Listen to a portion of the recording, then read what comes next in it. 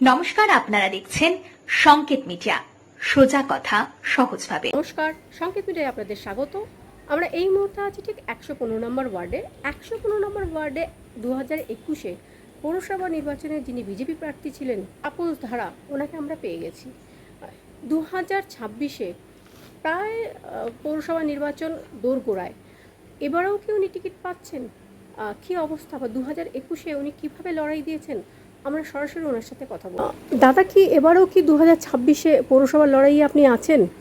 দেখুন, 2021-এ যখন লড়াই করেছি, সাধারণ মানুষ 115 নম্বর ওয়ার্ডে জানে যে আমি কীভাবে খেটেছি, কীভাবে পরিশ্রম করি, রাতকে দিন, দিনকে রাত করেছি। মানে তখন আমাদের লোক কী বলবো, বিধানসভা পরে আমাদের লোক ছিল না একদম।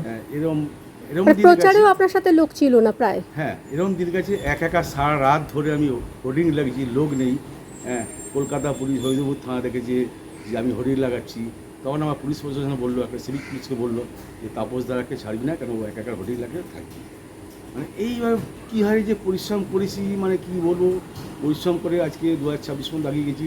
তারপরে এরমও দিন গেছে আমার মানে 21-এ ভোটে পরে আমার ব্যবসা ক্ষতি করেছে, আমার গাড়ি ভাঙচুর করেছে, আমাকেও মারধর করেছে, গাড়ির চাকা হাও করে দিয়েছে, রাস্তা দিয়ে হাঁটতে পারতাম না। আমার একটা ব্যবসার জায়গায় আমি সেট করেছিলাম, সেই সেটটাও ইনলিগাল বলে সেটটা আমার খুলে দিয়েছে। আজকে 2026-এ ভোটে আমরা জেতার পর আমি এখন একটা মাথার ছাদ করছি, সেট করছি শুধু ব্যবসার জায়গার জন্য, ঠিক আছে। আশা তো আমি সবসময় করবো, ধরুন 2021-এ আমি লড়াই করেছি ভোটের জন্য, নিশ্চয়ই 2026 ভালো দিন এসছে, বাড়িতে করবো। তো এই যে আপনি বলেন আপনার সেট খুলে দিয়েছিল, ব্যবসার আপনার বিঘ্নিত হয়েছিল, তো লাস্ট 5 বছর আর্থিকভাবেও আপনার অনেকটাই তো সমস্যার সম্মুখীন হতে হয়েছিল। অনেক ক্ষতি, যে আমি না খেয়ে পড়েছিলাম বলতে গেলে, মানে যাই করে চলছিলাম। এখন কী হবে জানেন, এখন পার্টি ক্ষমতা এসছে, এবার নিশ্চয়ই হয়তো আমাদের একটা কিছু ভালো কিছু হবে।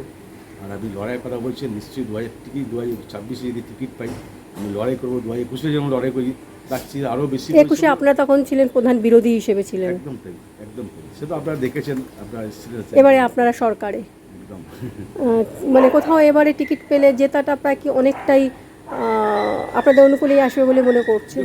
খেলা মাঠে তো বলে হার জিত থাকে, শুধু বললে তো হবে কি, তারপর পরিশ্রম করতে হবে। একদম। যে সরকার এসছে সেটা সরকার এসছে নিশ্চয়ই, ভোট তো মানুষ দেবে, আমাকে পরিশ্রম করেই যেতে হবে। আমাদের খেটে খাওয়ার মতো আমাকে অঞ্চলে কোথায় কী হচ্ছে এগুলো দেখতে হবে, মানুষকে সেবা দিতে হবে, কার কী প্রবলেম আছে এগুলো দেখতে হবে, তবেই তো মানুষ আমাদের ভোট দেবে। মানুষের পাশে থাকতে হবে, মানুষ হচ্ছে শেষ কথা। 115 নম্বরে মেন যে সমস্যা হচ্ছে জল দাঁড়ানো, বর্ষায় জল যা দাঁড়ানো বা নিকাশি ব্যবস্থা নিয়ে সমস্যা আছে।